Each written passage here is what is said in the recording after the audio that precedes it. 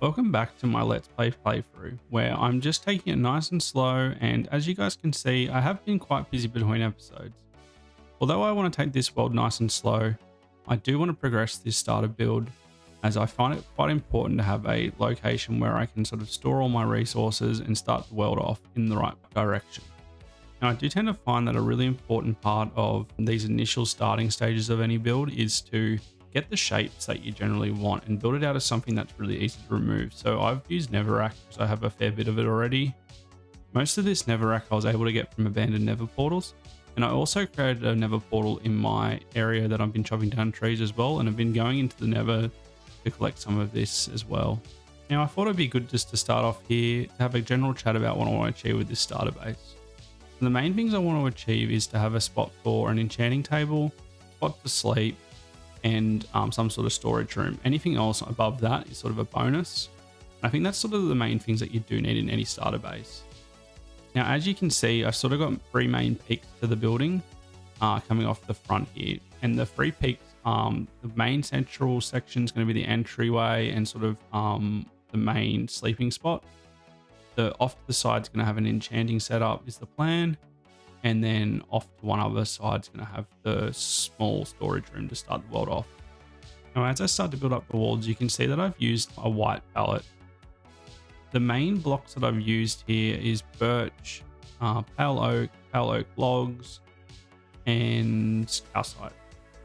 So any variants of those I've sort of included in all the walls, and I've sort of used it in a bit of a gradient, starting from the birch at the bottom, working all the way up to the calcite at the top. And I've popped that gradient up on the screen now. And if you do want to use this one, I reckon it's a great example of the use of the new block. And I think another great thing is the sub-block ability from these blocks. You do have a lot of white blocks once you do include diorite as well. You got walls and fences and slabs and stairs as well. So another part of this building process is I wanted it to feel like it was a starter base and that I didn't feel like I was too overdeveloped. So one of the main things that I did was collect all these resources using iron tools. I haven't actually upgraded my tools to diamond yet, and I didn't use any farms to collect any of these blocks. So I thought that was a really nice little challenge for me. Anybody else that's sort of looking for that early game Minecraft, I do really recommend not upgrading everything too quickly because it does sort of feel like old school Minecraft again. So as I'm working through with these white blocks, I'm trying to keep the dark sections in certain areas to sort of reflect light being in certain spots, and the darker areas in the darker spots. Now this isn't a perfect science, but I'm trying my very best to sort of just reflect light on corners of builds, and then the darker areas in those sort of internal corners that sort of are the darker areas that you would naturally sort of see. Now you can sort of see that the build is starting to take shape as we sort of cut this other angle of it. And this is sort of the framing that I want for this build, is sort of looking up onto the mountain from down at the water level, is sort of seeing this large house up on the mountain. Now I'm hoping that over time I can sort of build up this area, but I feel like this house would still need to be sort of like a substantial building in this area. So I can imagine that future houses probably won't be of the same sort of size, probably smaller, I would hope. And as Minecraft is such a large map size, I feel like having builds in multiple locations, although it might be slightly inconvenient, I can always link them up through the Nether and make my world very beautiful, which is really the end game sort of goal here. I don't really want the most convenient Minecraft world. I want a Minecraft world that suits me. So as I build up this next corner of the build, I'm still thinking about this white block palette and sort of how I can create variation. You can sort of see that on the left hand side I've already created one of the first windows with that brown spruce texture. That's something that I sort of haven't explained yet. So any of the trimmings and window features, I'm going to use this sort of brown block palette to sort of show the timber of the building. Now, obviously in Minecraft, you sort of got to use colors rather than type block. So this was just sort of part of the reference image that I was using. It sort of had that sort of brown trimming, and I thought that was cool. Now the next sort of part of building up the shape of the house is going to be sort of adding in the roof outlines. I'm going to start outlining some of these roofs with the spruce trimmings as well. And that's going to be the end of the roof blocks as well. So that's always sort of shows where the roof ends and starts. I'll get started on those. Now, as you can see, I've sort of gone back out and collected some more of my materials. Now, I had predicted that I would need a lot of materials, which I did collect to start off with, but I'm actually going to need like double or triple the amount that I actually had already collected. So ducked out and grabbed some more pale wood and some more of the calcite as well. So let's get back into building the rest of the walls on the exterior of the building. Now, getting this initial sort of front shape with all of the peaked roofs, I thought was quite key to the build sort of to start off with. So I've really focused on getting this front facade sort of done, and the back of the build has sort of been left without any of the walls being erected yet. Now, I think this is a great way to build because generally you're sort of looking at a build from one direction. Funnily enough, a lot of people say that YouTubers don't sort of build the back of their builds, and that does happen sometimes. But they definitely will get filled in at sort of towards the end once I sort of start filling in that roof shape. I don't tend to try to fill them all in at the start because it sort of just leaves me a bit more space. So if I want to make a correction or extend the building or shorten it or anything like that, it just gives me that ability to be able to do that. So as you can all see, before I've even put the roof on, the front facade of the building is already starting to take shape.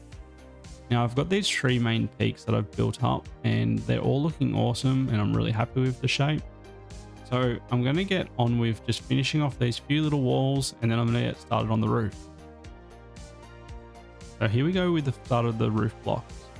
Now for the roof, I've decided to go with a bit of a grey sort of gradient, and to stick with the 1.21.4 sort of theme, I've stuck with some pale moss part of this roof palette, and I think it really pairs nicely with the tuff and the cobblestone sort of block, which also do give me sort of the stairs and wall variants that I might need. So I've included those all as a part of a gradient, and I've popped it up on screen now. Now I think this sort of grey gradient would work great in a wall or in a roof. So if you want to use it, definitely have a look at it. It's quite an easy one to sort of collect at early game as well, which I thought was really positive. And yeah, it would look good with pretty much most grey blocks. So there's plenty of those that you can put into this palette. Now, one of the main things about roofs that make them hard is sort of connecting up where there's a roof joining in at a 90 degree. Now, one of the ways I've sort of dealt with this here, because one of the roofs have to sort of bend as well, is to sort of jut it in as I sort of go. And you'll sort of see that with the final roof line about how I've sort of dealt with the roof. And the main reason I've had to do this is because of the main central peak.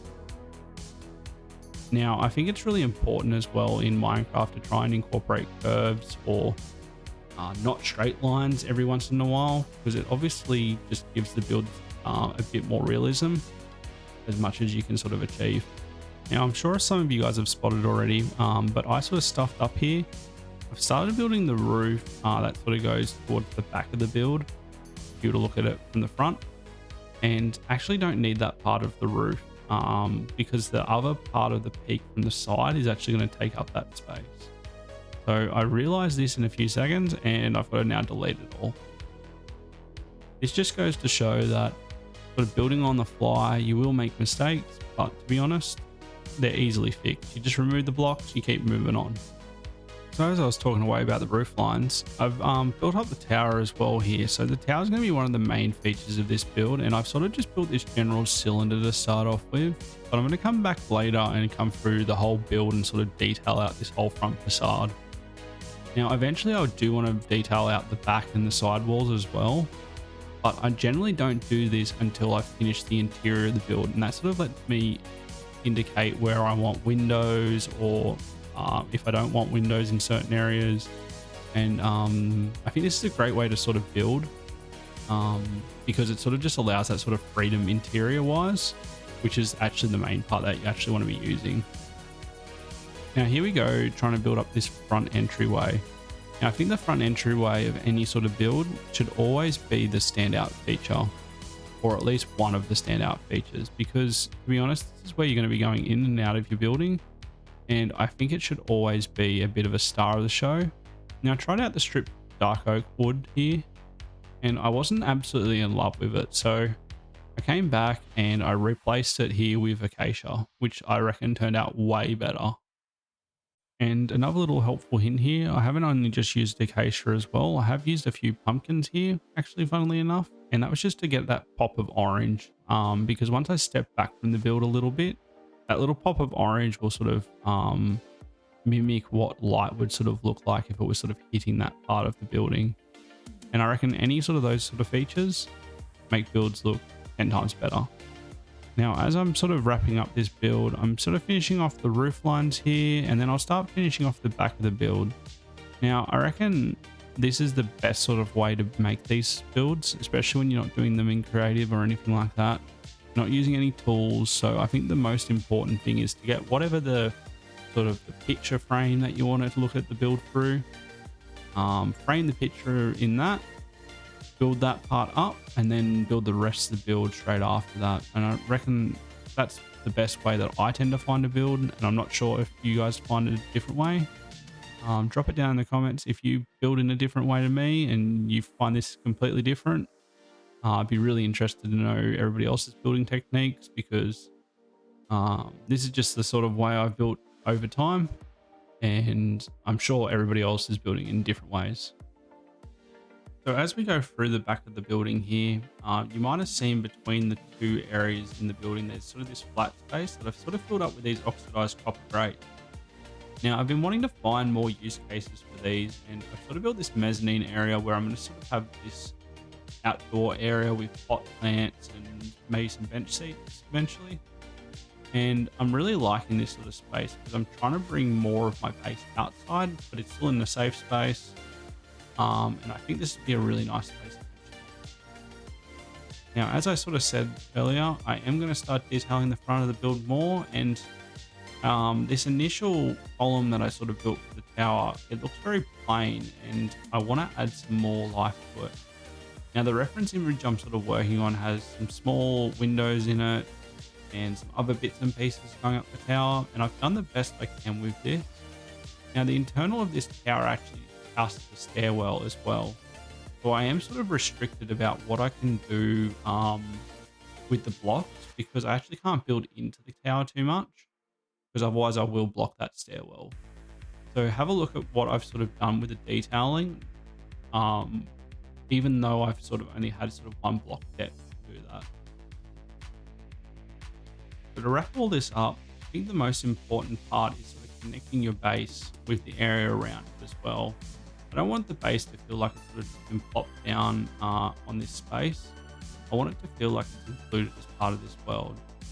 So I start off with some tall flowers, which are too tall. And then I start spreading some cropland around the front, which I think will be really useful because it will have that initial sort of wheat and potatoes and other crops that I might need, plus some pumpkins. And not only do these aesthetically look good, but they'll also be able to like create up the cows and all the rest for the early game.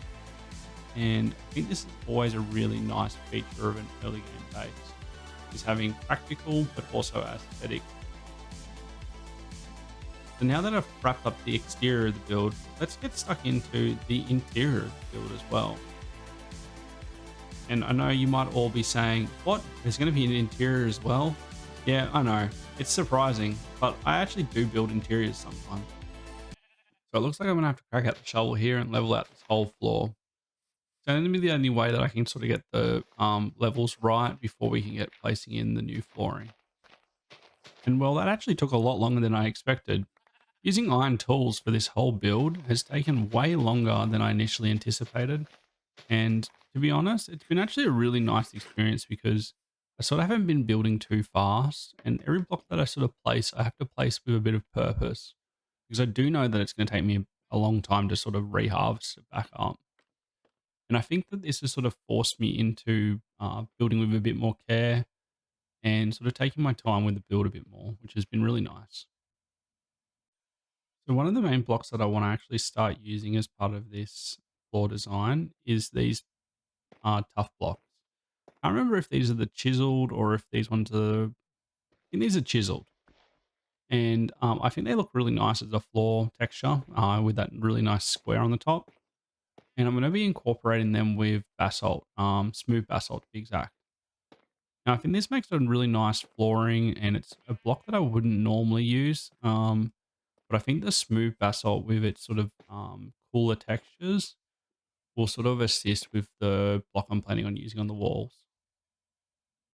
Now, with all that tough blocks placed in where I want them, I'm now going to finish up this floor with the smooth basalt that I want to place in. I'm just going to sort of fill up the rest of the flooring with this smooth basalt. I haven't actually sort of designed where I actually want these rooms to be yet. I know a rough outline of what I want, but I don't know exactly what I want. Now, once again, I've actually run out of materials that I've been using here. So the smooth basalt, I've actually completely run out of, and I expected to be able to have enough to finish these floors off. So I'm going to have to go back down and collect some more of these. I'll be back in a second. And while getting ready to go out and get some more smooth basalts, I got a little bit distracted. I saw some tough blocks and I thought, well, I actually really want to do the stairwell in this tower and sort of get stuck in this setup so that I sort of know the levels that the house can have.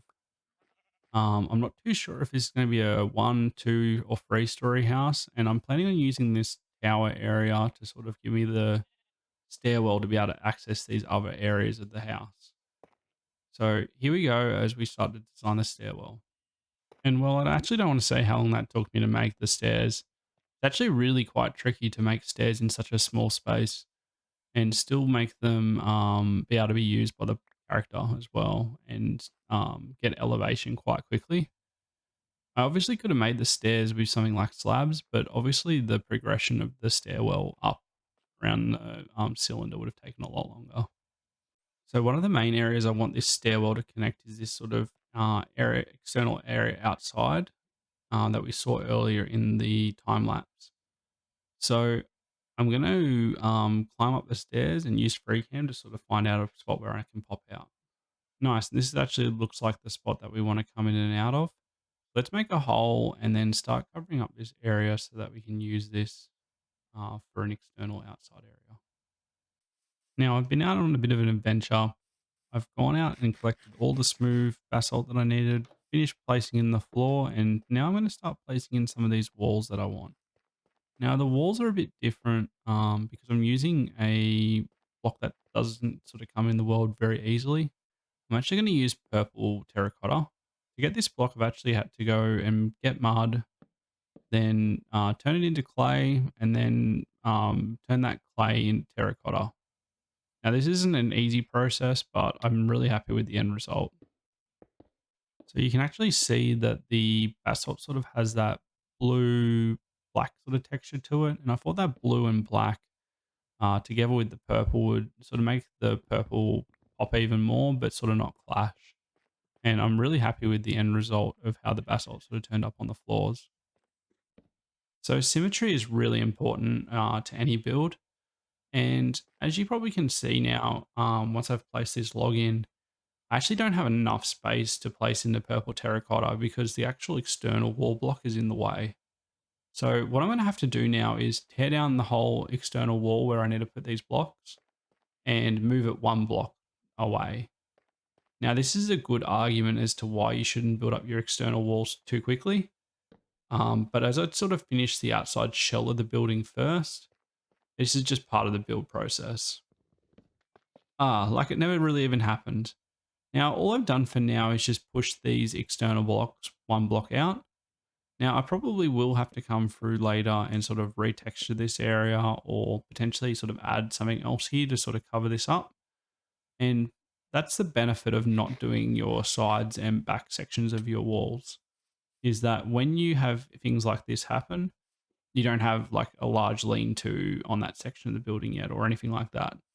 So I'm really happy that I did build this way, and I'm excited to hear from you guys as to how you guys sort of build and if there was other things that I could have done to sort of prevent these things from happening. Now back on with the internal stuff. I've been cracking on with a lot of these internal pillars, and I've been using the pale oak non-stripped logs inside. And I've been actually really liking their texture. They've got a lot of bark sort of texture on them, and they're just really nice, sort of that grey brown sort of look. And it's definitely something that I've never used before for these sort of raftery sort of sections of the build. And I think it's quite a nice change. As we now have a really good indication as to what this main foyer area is going to look like, let's get started on sectioning out the other rooms.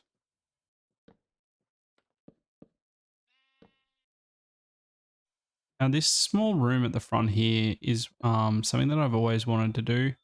I'm going to use amethyst actually to sort of cover up this whole room to sort of make it this enchanted um, starting enchanting room.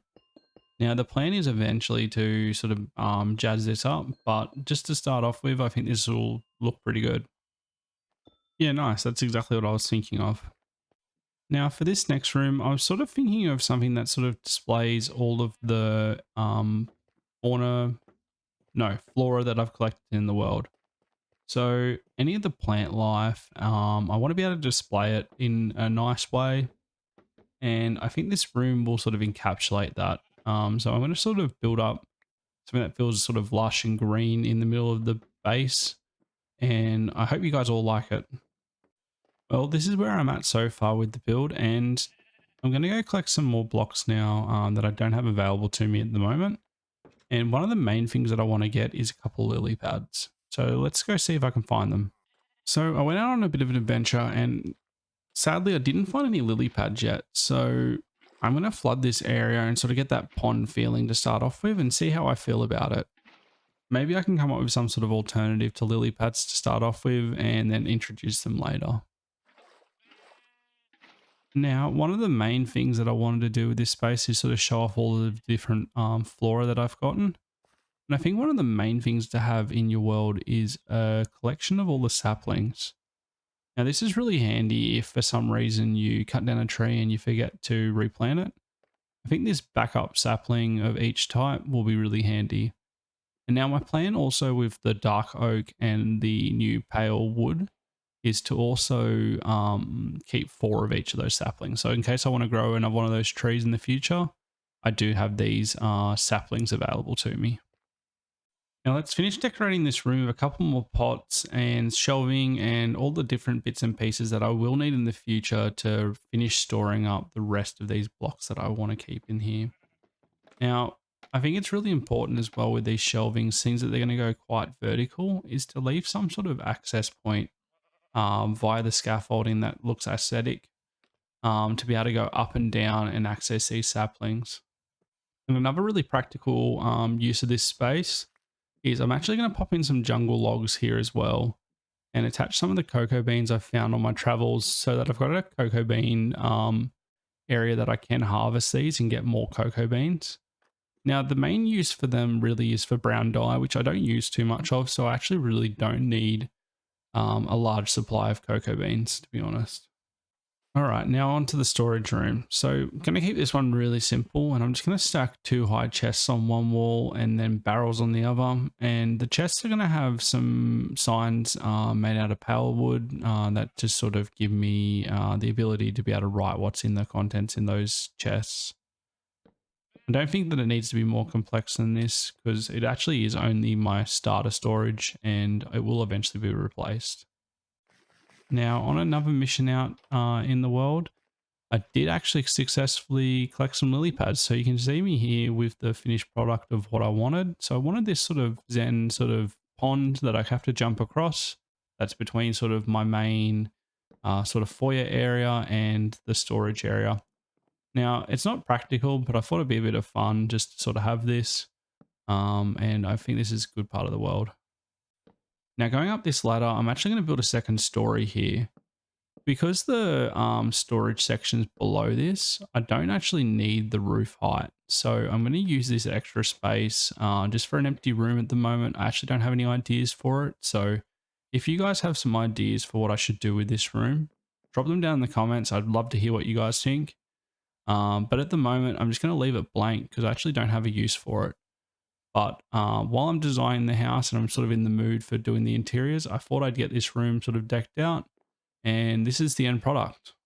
Now we're finishing off all these rooms. That sort of finishes up where I wanted to get with the starter base today.